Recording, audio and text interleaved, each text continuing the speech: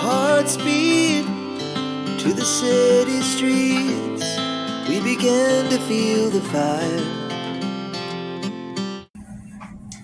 Hello, welcome back to my channel, Home with Jane.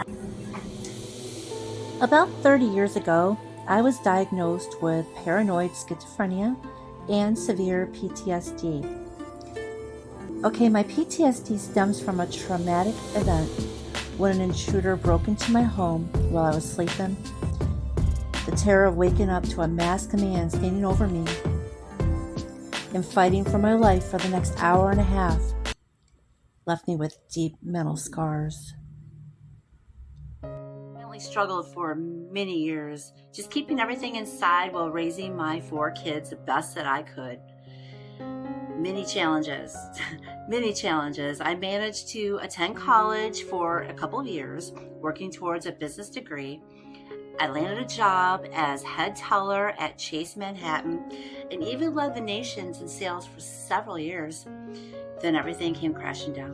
My paranoid schizophrenia and severe PTSD, it just became way too much. Just way too much for me. I found a therapist and I found a psychiatrist. I trusted both of them. But the medications that they were prescribing me, it was so much, way too much, became unbearable. It was hard to cope with just the day-to-day stuff, you know. The fear of going outside, the paranoia, the voices in my head just became unbearable.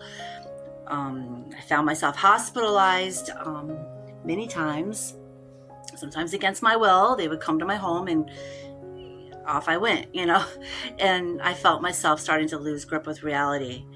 I resigned from my job at Chase Manhattan and shut myself in my home for 6 years. I did not leave. Didn't answer the phone, when somebody come to the door, I went to the back room. I completely isolated myself from everything. I never left. In 6 years, I would probably leave maybe one time a year. I would leave, it would be summer, I would leave, snow would fall on the ground. Another time it'd be winter, it'd be autumn, of fall leaves on the ground. It was just, I was completely locked away. I locked myself away just to keep safe because I felt like I was, the clock was ticking, you know, it was, my days were numbered. So,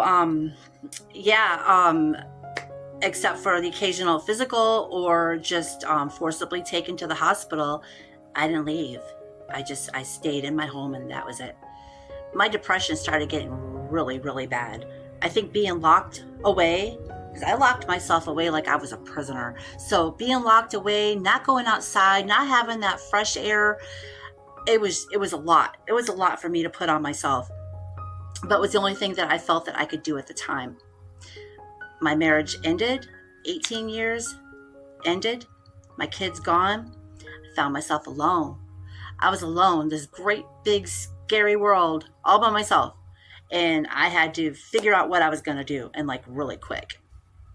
So what I did was I found an apartment. First I moved in with my mom and dad for just about 2 weeks, and I found an apartment, little tiny, little bitty apartment. Just a few minutes away from my mom and my dad, so they were still my support and everything, so I wasn't completely alone. I ended up meeting somebody. I met a wonderful man. His name was Tim.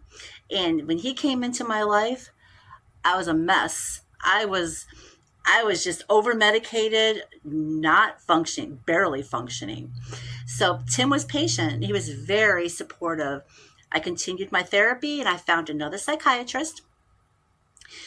She increased my medication even more and added a monthly injection. So every month I had to go in, get an injection, and that was supposed to make me all better and everything. Well, the side effects were overwhelming.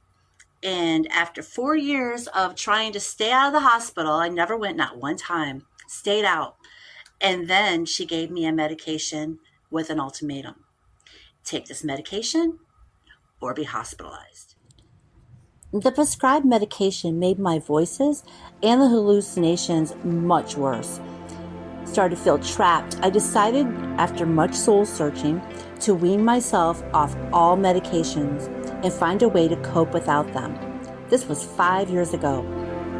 Through trial and error, I discovered that cooking and baking brought me joy, and it became my therapy.